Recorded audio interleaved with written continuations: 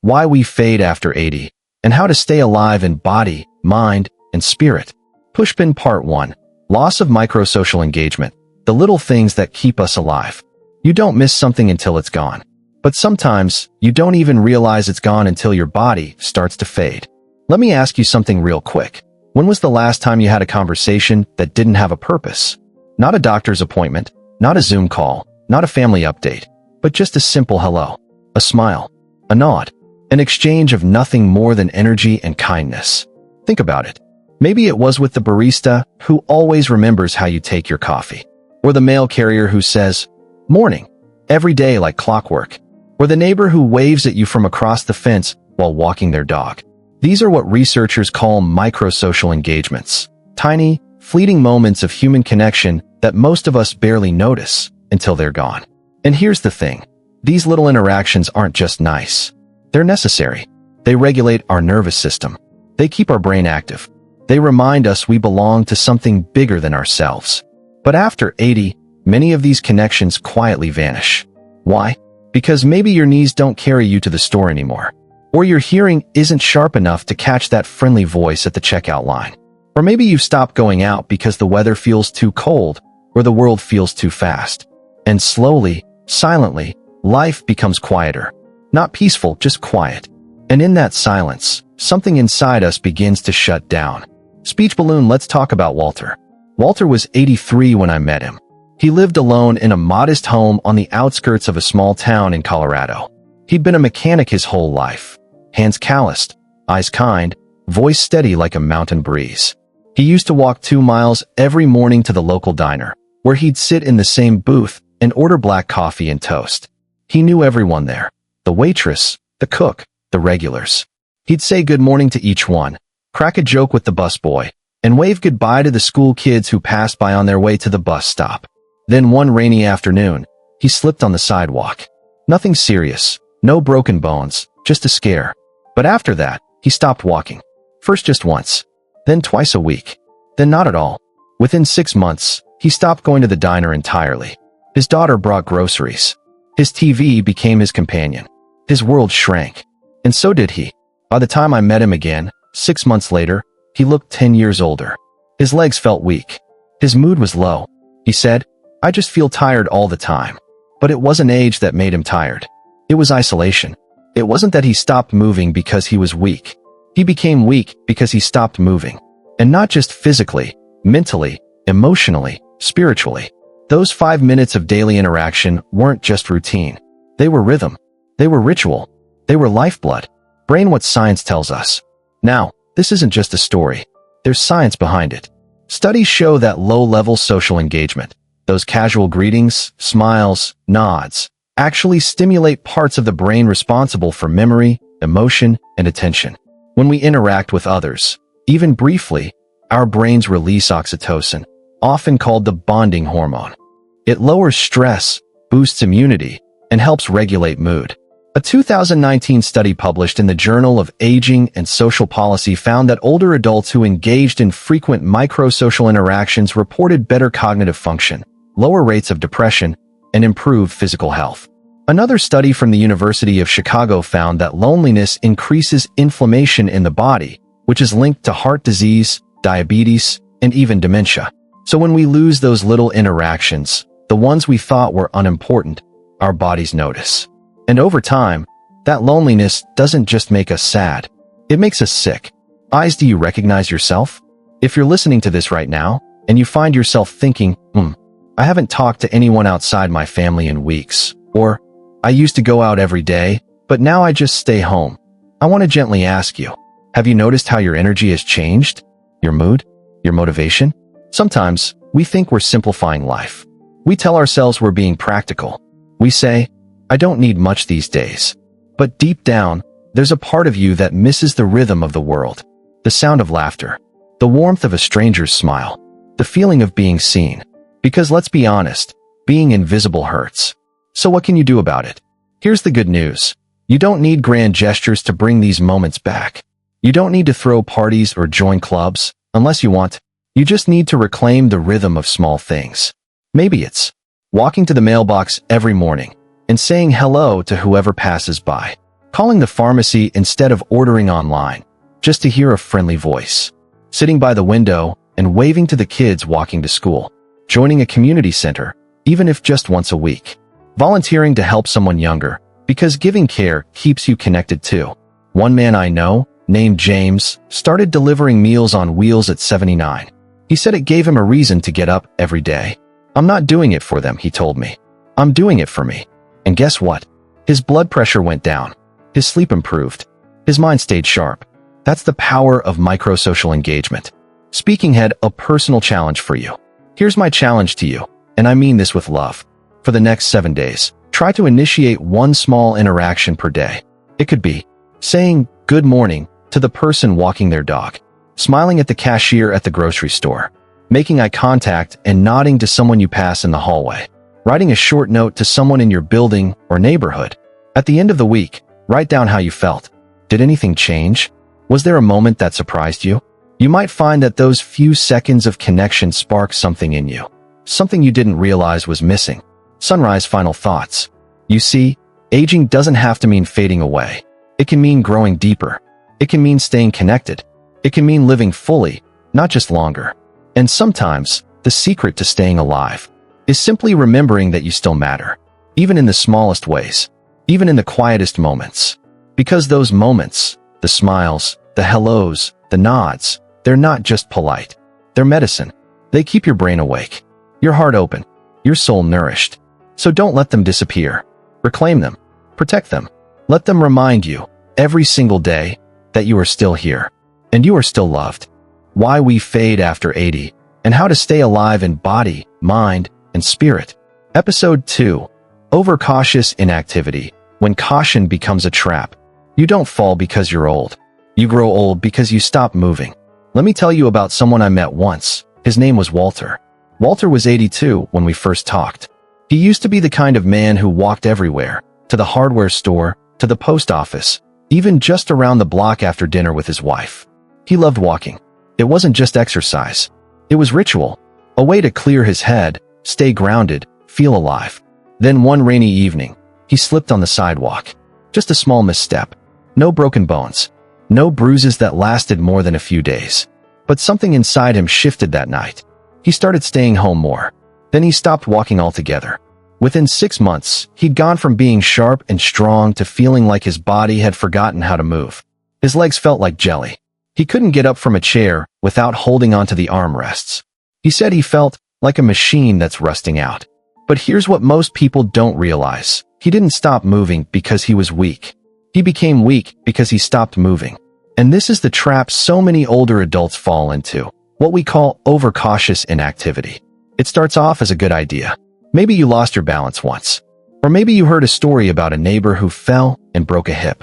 So you start sitting more, standing less, taking fewer steps. You begin avoiding stairs, bending down, lifting anything heavier than a coffee mug.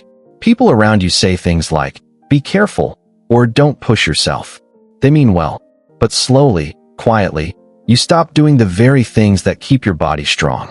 And the longer you go without moving, the harder it becomes to start again. Brain what science says about movement and aging. Now, let's talk science for a minute. Not too technical, but enough to understand why movement matters more than you think. Your body isn't built like a car that gets better with less use. It's more like a garden. If you stop tending it, it doesn't stay healthy. It withers. When you stop using your muscles, especially after 80, they begin to shrink. A process called sarcopenia, which means loss of flesh. This isn't just about looking weaker. It's about feeling weaker. It affects your ability to stand, walk, carry groceries, even get out of bed. A study published in the Journal of the American Geriatric Society found that older adults who reduced their daily activity by just 30% over a 2-week period experienced significant declines in muscle strength, balance, and coordination. Another study from Wake Forest University showed that older adults who remained sedentary for long periods were at higher risk for falls, cognitive decline, and even early death, regardless of whether they exercised occasionally. The message is clear. Movement isn't optional. It's survival. And it's not about going to the gym or running marathons.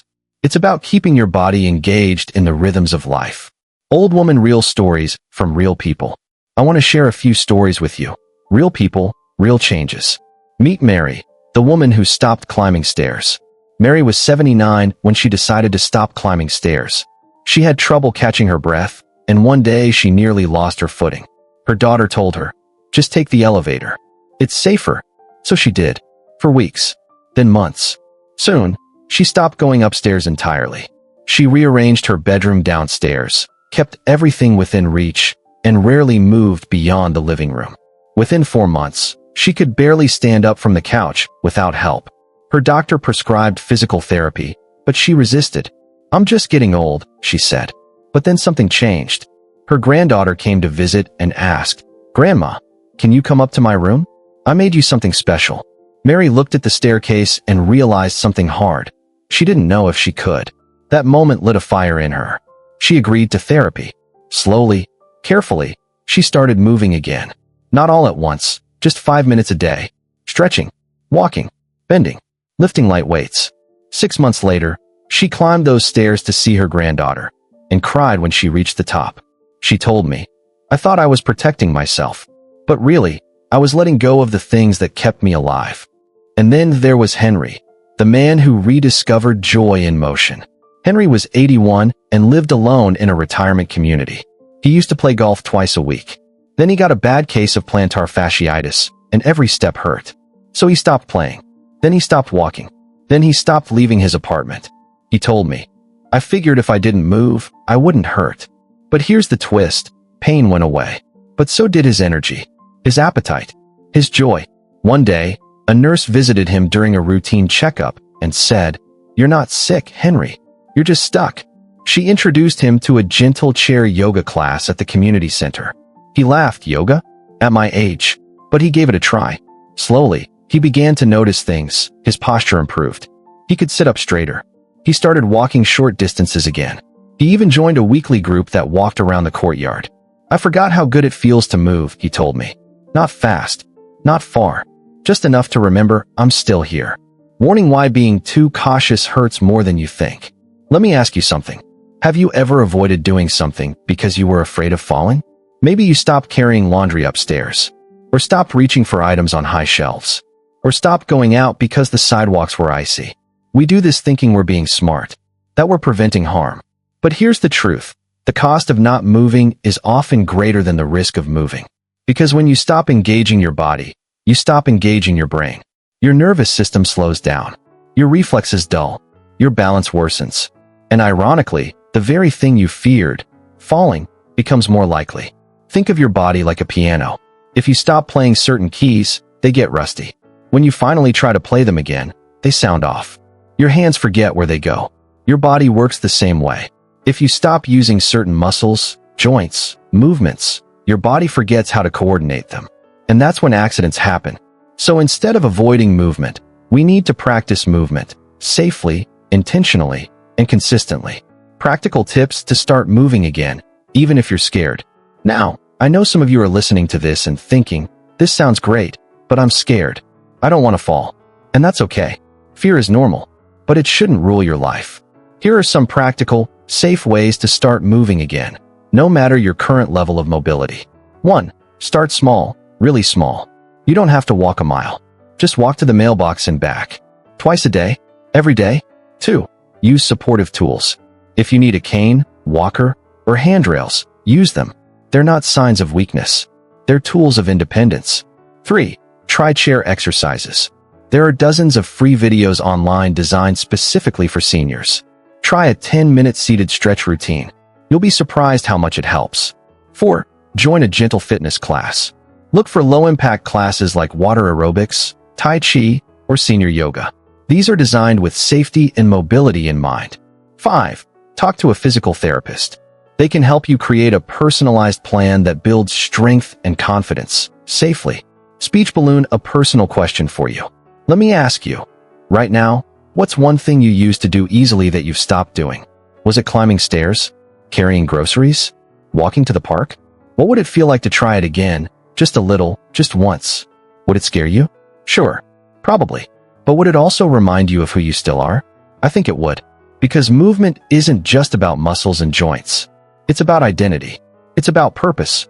It's about saying, I am still here. I am still capable. I am still part of the world. And that message, that belief, keeps your body awake, alert, and ready for life. Pushpin final thoughts. So here's what we've covered today. Overcautious inactivity is a silent danger that creeps in after 80. Many people stop moving out of fear, but end up weakening their bodies as a result. Scientific studies show that lack of movement leads to muscle loss, poor balance, and increased fall risk. Real-life examples prove that even small increases in activity can bring big improvements. Practical tips can help anyone start moving again, safely and effectively. Remember, you don't have to run a marathon. You just have to keep moving. Why we fade after 80, and how to stay alive in body, mind, and spirit. Episode 3. Disrupted sleep cycles from irregular light exposure. When your body forgets what time it is. Your body doesn't tell time with clocks. It tells time with light. Let me ask you something. When was the last time you woke up naturally? No alarm clock blaring. No buzzing phone. Just the soft glow of morning sunlight slipping through your window, gently nudging you awake. If you're like most people over 80, that kind of wake-up call is rare. Instead, mornings might start with a jolt, a loud beep, a stiff neck, or maybe even waking up mid-dream because you were tossing all night. You feel tired before the day even begins. And by afternoon, you're dragging. But then, come bedtime, your mind won't shut off. You toss. You turn. You stare at the ceiling. And somewhere between exhaustion and alertness, you wonder, what's wrong with me? Here's the truth. Nothing is necessarily wrong with you. But something has gone out of rhythm. And it starts with one of the most overlooked yet powerful forces in your life. Light. Sunrise. Meet Helen, the woman who found her rhythm again. Helen was 84 when she came to see her doctor, complaining of fatigue, confusion, and insomnia. She wasn't depressed. She wasn't sick. She just felt off. Like her body had forgotten how to follow its own schedule. Her blood work looked fine. Her medications hadn't changed. So her doctor asked her a few simple questions. Do you go outside every day? Are your curtains open in the morning? What do you do in the evening before bed? She thought for a moment. No, she said. I don't really go outside much anymore. I read sometimes, but mostly I watch TV until late. And my blinds are usually closed. The doctor smiled and said, that might be your problem. He gave her a simple prescription. Get outside within an hour of waking up, even if it's just on your porch. Open your blinds during the day. Turn off screens an hour before bed.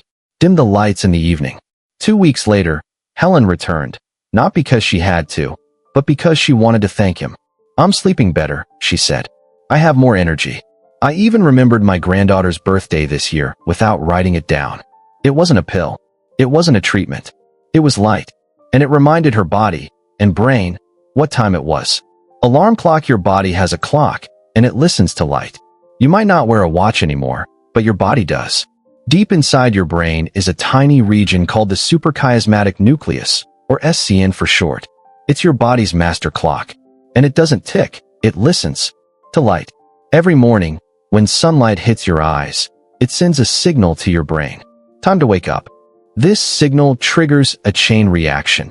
Your body lowers melatonin, the sleep hormone, raises cortisol, the wakefulness hormone, and slowly shifts into daytime mode. Then, as the sun sets and darkness falls, your body gets another message. Time to rest. Melatonin rises again. Your core temperature drops. Your brain begins its nightly housekeeping, cleaning toxins, consolidating memories, repairing cells. This system works beautifully, unless we confuse it. And that's exactly what many older adults do, unintentionally, every single day. Flashlight. The modern world confuses our ancient biology. Think about your average day now. Maybe you wake up to an alarm clock instead of natural light.